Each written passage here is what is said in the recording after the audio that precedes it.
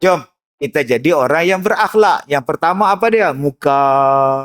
Manis muka. Bagaimana nak manis muka? Senyum.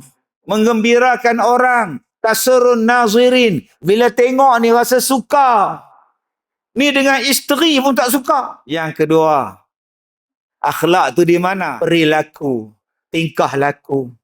3, wangi. 4, yang dikatakan akhlak itu apa dia? Pakaian. Tambah kita bercampur dengan orang, pakaian. Jaga, pi majlis orang, pakaian. Kalau agak-agak pakaian tak sesuai, jangan masuk majlis orang.